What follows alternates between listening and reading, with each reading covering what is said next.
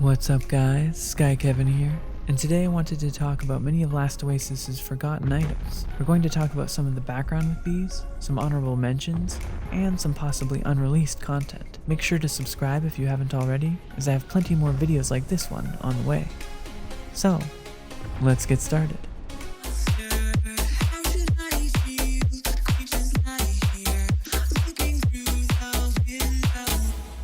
Throughout the early alpha development, there were many different iterations on what kind of game Last Oasis was supposed to be. I personally was never given any early access to the alpha version of the game, so everything I have to go off of is hearsay or research that I've done myself. What that also means is I'm not under any sort of NDA towards the developers, and in that regard, if I was, I would be respectful and keep to the developers' wishes not to share that information, despite making this video about things that I've heard of from people that have. Let's just say I'm all about the speculation, and disclaimer, this could all be incorrect. The first item I wanted to talk about is the Niberian tipped bolt. This is something you can find in-game by creating a buy order at the trade station. It deals 250 damage at the same ratio to each armor as all the other bolts. You would likely also have the Niberian tipped harpoon as well to go along with this. I don't know why it was never introduced into the game, but I think it was because originally the Niberian weapons had to use worm products on release. And since those were unavailable, it was lost in the changes from iron weapons when they no longer needed those items a few weeks after it launched. The next item you could also find in the trade station is the bound spear. Essentially, it's a basic item without any image that you can see had 33 base damage. It was two-handed, had 100 speed, and did 100% to absorbing and 100% to reduction. Keep in mind, this could have been the placeholder object for something like a harpoon, aka the hook object that attaches at the other side when these are shot from a ballista. In the past, there have been placeholders like this for different projectiles, like ammunition from catapults, and these items would be the actual ammunition itself, the literal digital in-game object as it's being shot and flying through the air. Lastly, the more obvious answer is it could also just be an early example of a spear type weapon that was left behind and never taken out of the game. Next up, we have the peculiar corundum. My guess is this was previously used as some kind of rare gem for high-tiered weapons, and the tooltip makes it sound like it was a diamond. This was once something that you could find in the buy orders on the trade station, but has since been taken out of the game. I tried searching up some wikis and online to find a reference and photo of the peculiar corundum, but I could not find anything about this item whatsoever. Perhaps we'll see it in a future update as some sort of rare material for even higher tier weapons. All we have to go off of is just some old photos that I have sitting around.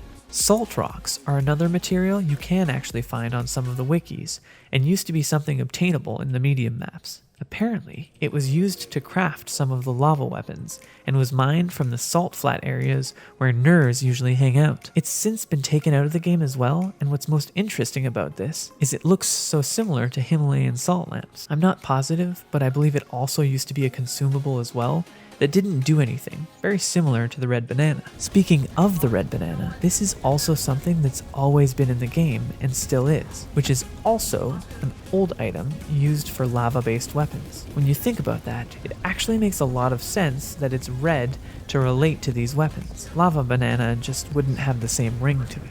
I do enjoy a lot of the theories and misconceptions people have had about what this item might do, and as far as I'm aware, it's just something that still exists on the loot table, but has since been forgotten. This brings us to worm scales, which many people are familiar with, as it's the main rare resource looted from the giant worm, which is still not in the game. This used to be a material for the iron weapons, but has since been removed, as you can't currently loot it. I'm curious what kind of uses it might have if the worm is finally released in the game. This could be something happening in the relatively near future, given the Twitter page for LO has teased some worm-related memes, and there will likely be a large content update when the Xbox version of the game is released.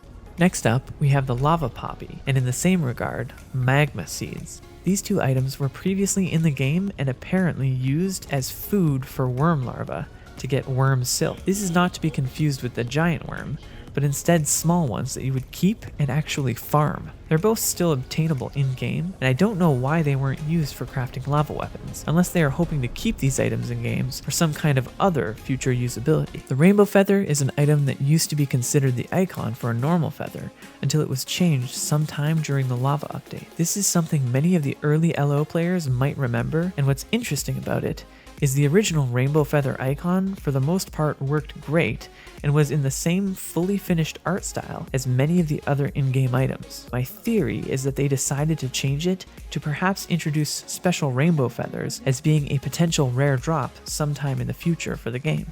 Lastly, we have the Trampler module. This is something that supposedly increased the leg damage your walker would do when it ran over other walkers. This kind of damage to other walkers when two of them collide has been disabled since the launch of the game, and so in Season 1 of LO, they decided to take the module type out of the game as well. Some of the final items I want to show today are actually some concept art and some of the advanced crafting stations, and some potential future content for the game. This is of course speculative, so keep that in mind.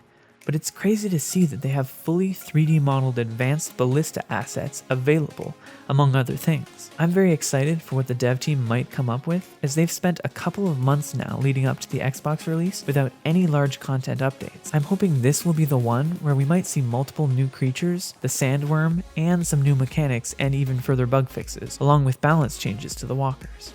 It will definitely be a big deal for increasing the current player base and might help kickstart a lot of new metas and ideas into the game. I hope that there's something in here that you didn't know already about some of the history and possible future of unique items in Last Oasis. I'm always making more videos like this one on LO and other MMOs, so subscribe if you want to see more. That's it for today. Thanks for watching, and I'll see you next time.